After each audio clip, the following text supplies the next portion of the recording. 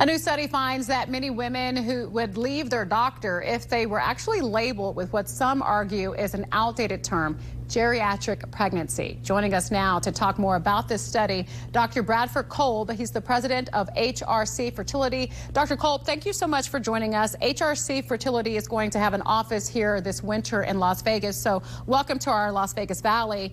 We're glad that you're here to talk about this because this is a term that I've even heard amongst my friends be upset about being deemed a geriatric pregnancy. What is that exactly? So first of all, thank you for having me here. The term stems from the 1950s, and it was more looking at pregnant women. When women reached the age of 35 years, they were increased risk for birth complications like diabetes, hypertension, miscarriages, as well as genetic abnormalities. And unfortunately, that term carried over into reproductive medicine as well. So in our world, that means for women over the age of 35. And I think it's time that we stop using terms that are dismissive and offensive to patients. Yeah, and why do you think that actually using the term could, harm someone's health, a woman's health, by calling her geriatric? So studies have shown that the second most stressful thing or event in life is infertility. And number one is death of a loved one. So there's a lot of stress around fertility, and patients often take a long time to make it to their gynecologist or reproductive specialist to get worked up. And people want to be supported in their journey. They're scared, they're nervous as they're going into treatment. And so, using terms such as this often will turn patients off. Patients will stop seeking treatment or even change fertility practices. Oh, wow. And so what should providers do instead?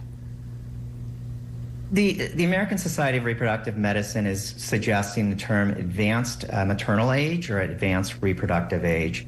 I don't like any of these terms, to be honest with you. I still think that they can be judgmental of patients. So rather than throwing out terms with patients, I just like to individualize the care for each patient and look at their individual characteristics and what their fertility is and how we move on from there.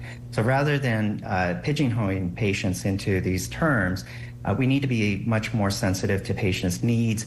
We need to build trust and maintain the support and sensitivity of our patients. Yeah, and focus on the outcome, or at least the intended outcome, correct? Exactly. Yeah, so let's talk about your practice and how you are able to do that with your patients and how that's been benefiting them. So we've always been very sensitive to patients' needs, but it's not just the physicians.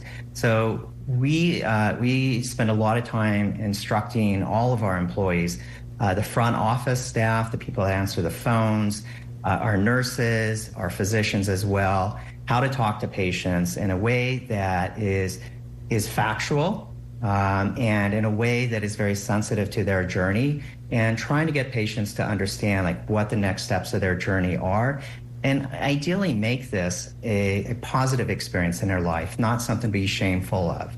Yeah, so hopefully other providers are listening to this and they'll take heed, because from that study, 1 in 3 millennial women said they would leave their doctor if the words geriatric pregnancy came out of their mouth. So Dr. Kolb, we appreciate you again from HRC Fertility, and you're going to have a new office opening sometime in the winter. So again, welcome to our valley.